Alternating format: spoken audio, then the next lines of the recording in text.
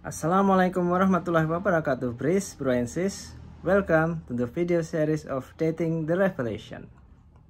Bris, kita mungkin semua sudah tahu bahwa dalam masa hidup Nabi Muhammad SAW dari tahun 570 Masehi sampai dengan 632 Masehi, beliau ditunjuk sebagai Nabi pada umur 40 tahun atau di tahun 610 Masehi.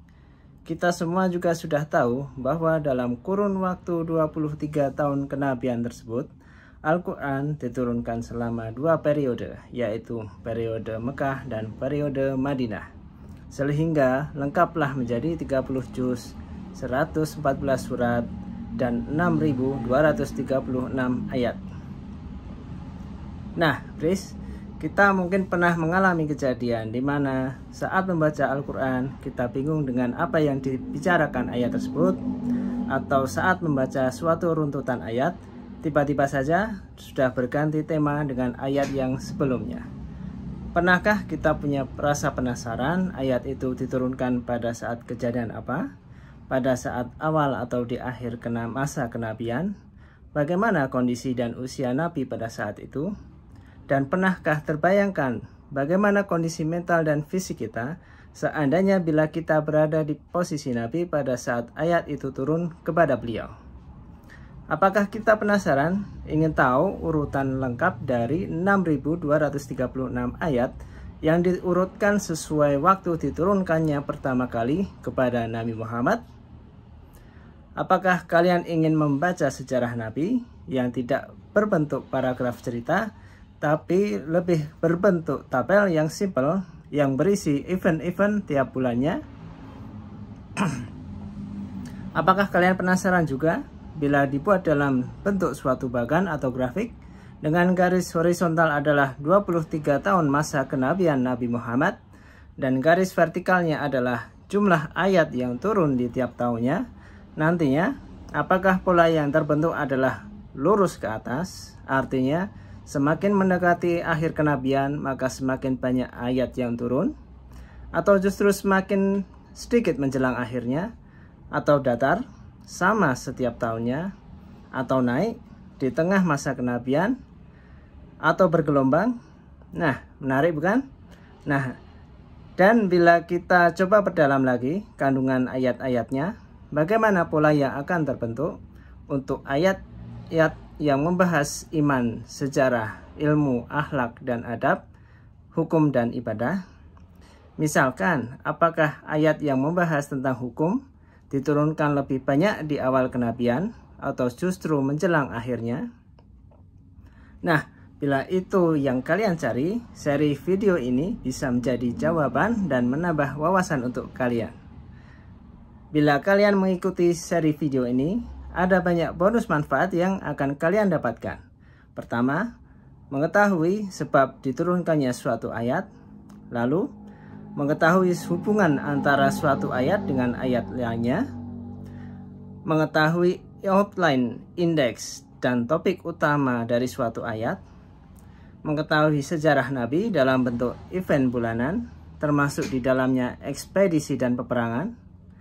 Mengetahui tokoh-tokoh Islam pada masa Nabi dan umurnya, mengetahui keutamaan dari suatu ayat ataupun surat, mengetahui bahkan periode turunnya ayat beserta outline, indeks, dan topik utamanya. Seri video ini tidak khusus ditujukan untuk saudara muslim saja, tapi untuk semua orang yang ingin mengenal Islam, Tuhan, kitab suci, serta nabinya. Di video ini dan selanjutnya kita akan coba menyuguhkan hal yang benar-benar baru, sesuatu yang saya kira sampai sekarang belum pernah disampaikan siapapun, belum dituliskan dalam buku atau kitab manapun, karena ini murni dari saya pribadi. Nah, bagi kalian yang ingin sesuatu yang fresh, ini dia momen kalian. Oke, sebelumnya sedikit saya cerita awal mula melakukan riset ini. Sama seperti yang kalian rasakan pada saat membaca Quran dan terjemahnya, ada rasa penasaran ayat ini sedang berbicara mengenai tema apa. Adakah kejadian membuatnya diturunkan kepada Nabi yang akhirnya disampaikan kepada kita? Akhirnya mulailah proses saya membaca banyak referensi dari asbabun nuzul, tarikh, hingga tafsir. Tidak hanya satu, tapi juga beberapa sumber. Misal, asbabun nuzul dari Suyuti dan Wahidi. Tarikh dari Ibnu Ishaq, Ibnu Hisham, dan Tobari. Biografi Nabi dari Safiur Rahman Mubarakfuri, At-Tabari, Ibnu Katsir. Tafsir dari Ibnu Katsir, dari Abul Ala Maududi, dan yang lain-lain. Dari sini muncul rasa ingin menghadirkan satu urutan lengkap ayat sesuai masa diturunkannya, mulai dari pertama turun di masa awal kenabian hingga ayat terakhir di masa menjelang Nabi wafat. Mulailah riset saya selama 1 tahun lebih ini dengan referensi utamanya Asbabun Nuzul Wahidi dan Suyuti, serta tafsir Abul Ala Maududi, hingga alhamdulillah tersusun 6.236 ayat tertata mulai dari awal hingga akhir. Nah, mungkin kita berpikir terkesan riset yang mudah.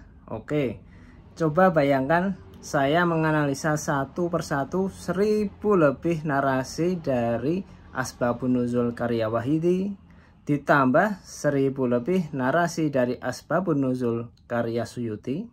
Selanjutnya, saya harus cross-ref dengan sumber-sumber lain yang saya sebutkan tadi. Salah satu juga yang memotivasi saya untuk menyusun ini, yaitu ada beberapa kisah pencapaian dari para tokoh-tokoh Islam di masa muda. Coba kita lihat. Di umur 7 tahun, Imam Syafi'i dan Imam Tabari sudah berhasil menghafalkan Al-Quran. Di umur 16 tahun, Imam Bukhari haji ke Mekah, mulai menulis buku dan berkelana mencari ilmu hadis.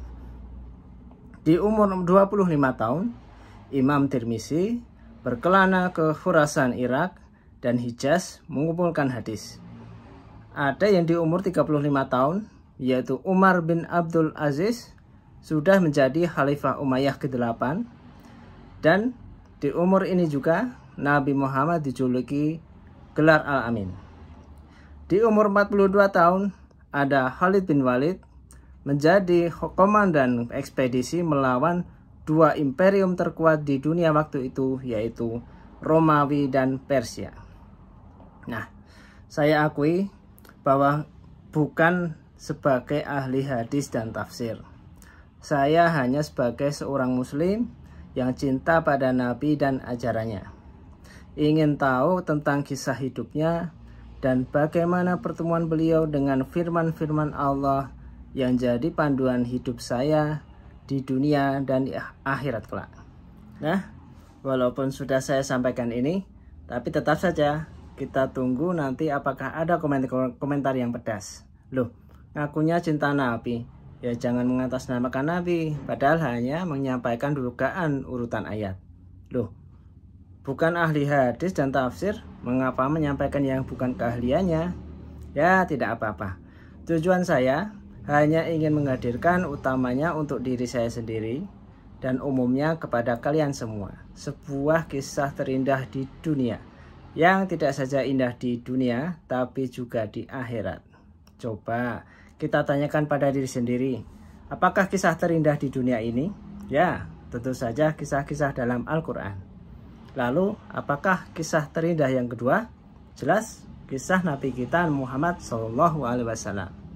Lalu, kisah apa lagi yang terindah?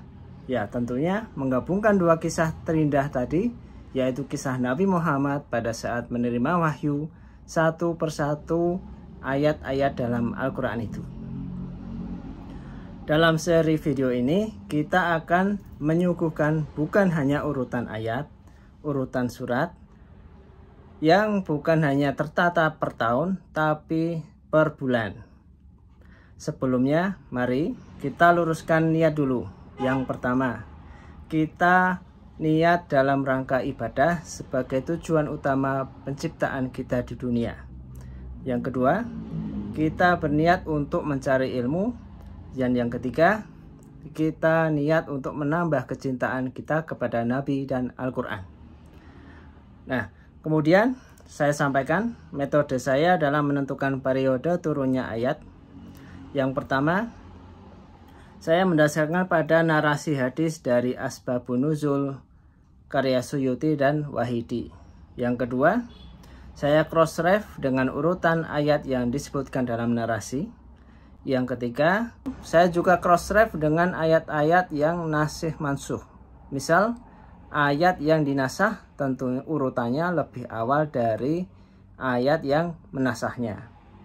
Lalu, saya cross-ref dengan tafsir-tafsir seperti karya Abul Ala Maududi dan Ibnu Katsir. Lalu saya cross-ref lagi dengan biografi atau sejarah karya Mubarakfuri, Ibnu Hisham, At-Tabari, Ibnu Ishaq, dan Ibnu Wadih al-Yaqub. Kemudian saya cross-ref dengan karya yang fokus pada urutan pewahyuan Quran, semisal karya Noldek.